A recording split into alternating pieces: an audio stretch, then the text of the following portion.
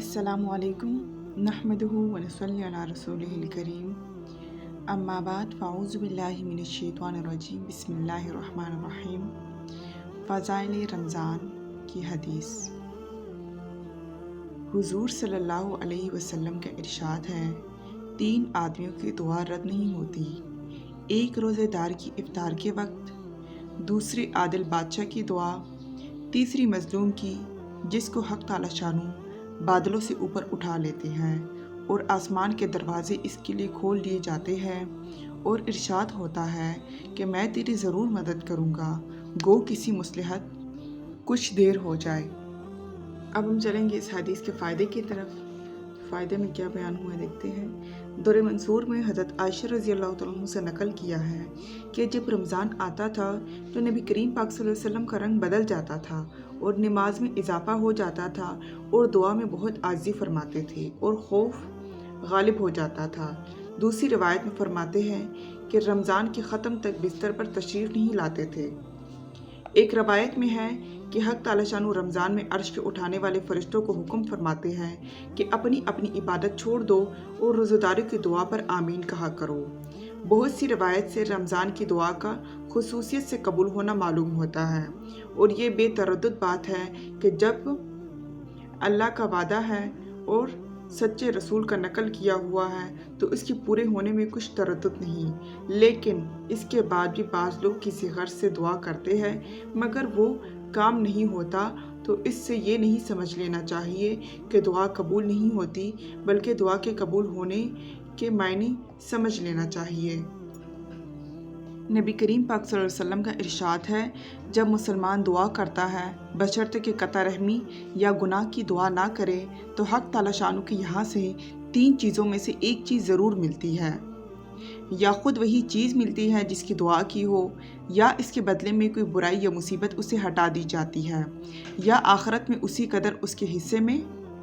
ثواب لگا دیا جاتا ہے۔ ایک حدیث میں آیا ہے کہ قیامت کے دن حق تعالی شانو بندے کو بلا کر ارشاد فرمائیں گے، اے میرے بندے، میں نے تجھے دعا کرنے کا حکم دیا تھا اور اس کے قبول کرنے کا وعدہ کیا تھا، تو نے مجھ سے دعا مانگی تھی۔ وہ عرض کرے گا، مانگی تھی؟ اس پر ارشاد ہوگا، تو نے کوئی دعا ایسی نہیں کی جس کو میں نے قبول نہ کیا ہو، تو نے فلاں دعا مانگی تھی، اس فلاں تکلیف کو ہٹا دیا جائے، میں نے اس کو دنیا میں پورا کر دیا تھا، اور فلاں غم کے رفع ہونے کے لیے دعا کی تھی مگر اس کا اثر کچھ تجھے معلوم نہیں ہوا، میں نے اس کے بدلے میں فلاں اجر و ثواب تیرے لیے متعین کیا۔ حضور صلی اللہ علیہ وسلم ارشاد فرماتے ہیں کہ اس کو ہر دعا یاد کرائی جائے گی اور اس کا دنیا میں پورا ہونا یا آخرت میں اس کا عوض بتلایا جائے گا۔ اس پر اجر و ثواب کی کثرت کو دیکھ کر وہ بندہ اس کی تمنا کرے گا، کاش کہ دنیا میں اس کی کوئی بھی دعا پوری نہ ہوتی، یہاں اس کی اس قدر اجر ملتا ہے۔ غرض دعا نہایت ہی اہم چیز ہے، اس کی طرف سے غفلت بڑی سخت اور نقصان اور خسارے کی بات ہے۔ ظاہر میں اگر قبول کے آثار نہ دکھے تو بددل نہیں ہونا چاہیے۔ اگر اس کے لیے اس چیز کا عطا فرمانا مصلحت ہوتا ہے تو مرحمت فرما دیتے ہیں، ورنہ نہیں۔ یہ بھی اللہ کا بڑا احسان ہے کہ ہم لوگ بسا اوقات اپنی نافہمی سے ایسی چیزیں مانگتے ہیں جو ہمارے لیے مناسب نہیں ہوتی۔ اس کے ساتھ دوسری ضروری اہم بات قابل لحاظ یہ ہے کہ بہت سے مرد عورتیں تو خاص طور پر اس مرض میں مبتلا ہے کہ بسا اوقات غصے رنج میں اولاد وغیرہ کو بددعا دیتی ہے۔ یاد رہے کہ اللہ جل شانہ کے عالی دربار میں بعض اوقات ایسے خاص قبولیت کے ہوتے ہیں جو مانگو مل جاتا ہے۔ یہ احمق غصے میں تو اول اپنی اولاد کو کوستی ہے اور جب وہ مر جاتی ہے یا کسی مصیبت میں مبتلا ہو جاتی ہے تو پھر روتی پھرتی ہے، اس کا خیال بھی نہیں آتا کہ یہ مصیبت تو خود ہی اپنی بددعا سے مانگی ہے۔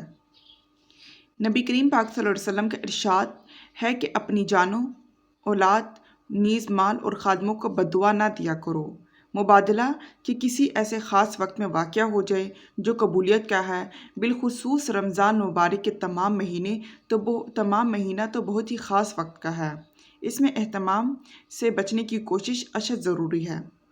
حضرت عمر رضی اللہ تعالیٰ عنہ نبی کریم پاک صلی اللہ علیہ وسلم سے نقل کرتے ہیں کہ رمضان المبارک میں اللہ کو یاد کرنے والا شخص بخشایا ہے اور اللہ سے مانگنے والا نامراد نہیں رہتا۔ حضرت ابن مسعود رضی اللہ عنہ کی ایک روایت میں ترغیب میں نقل کیا ہے کہ رمضان کی ہر رات میں ایک منادی پکارتا ہے، اے خیر کی تلاش کرنے والے متوجہ ہو، آگے بڑھ، اے برائی کے طلبگار، بس کر آنکھیں کھول۔ اس کے بعد وہ فرشتہ کہتا ہے، کوئی مغفرت کا چاہنے والا ہے، اس کی مغفرت کی جائے، کوئی توبہ کرنے والا ہے، اس کی توبہ قبول کی جائے، کوئی دعا کرنے والا ہے، اس کی دعا قبول کی جائے، کوئی مانگنے والا ہے، اس کا سوال پورا کیا جائے۔ اس کے بعد یہ امر بھی نہایت ہی ضروری اور قابل لحاظ ہے کہ دعا کے قبول ہونے کے لیے کچھ شرائط بھی وارد ہوئی ہے۔ ان کے فوت ہونے سے بسا اوقات دعا رد کر دی جاتی ہے، من جملہ ان کے حرام غذا، اس کی وجہ سے بھی دعا رد ہو جاتی ہے۔ نبی کریم پاک صلی اللہ علیہ وسلم کا ارشاد ہے، بہت سے پریشان حال آسمان کی طرف ہاتھ کھینچ کر دعا مانگتے ہیں، یا رب کرتے ہیں، مگر کھانا حرام، پینا حرام، لباس حرام، ایسی حالت میں کہاں دعا قبول ہو سکتی ہے؟ مورخین نے لکھا ہے کہ کوفہ میں مستجاب الدعا لوگوں کی ایک جماعت تھی۔ جب کوئی حاکم ان پر مسلط ہوتا تو اس کے لیے بددعا کرتے وہ ہلاک ہو جاتا۔ حجاج ظالم کا جب وہاں تسلط ہوا تو اس نے ایک عورت کی دعوت کی جس میں ان حضرات کو خاص طور پر سے شریک کیا، اور جب کھانے سے فارغ ہو چکے تو اس نے کہا، میں نے ان لوگوں کی بددعا سے محفوظ ہو گیا، حرام کی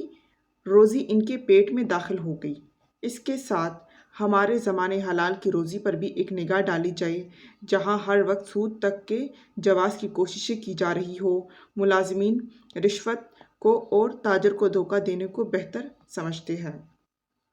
تو یہ تھی میری آج کی حدیث، امید کرتی ہوں کہ آپ کو سمجھ آئے ہوگی۔ اللہ تعالیٰ مجھے اور آپ کو اس پر عمل کرنے کی توفیق عطا فرمائے، آمین ثم آمین، وآخر دعوانا ان الحمد للہ رب العالمین۔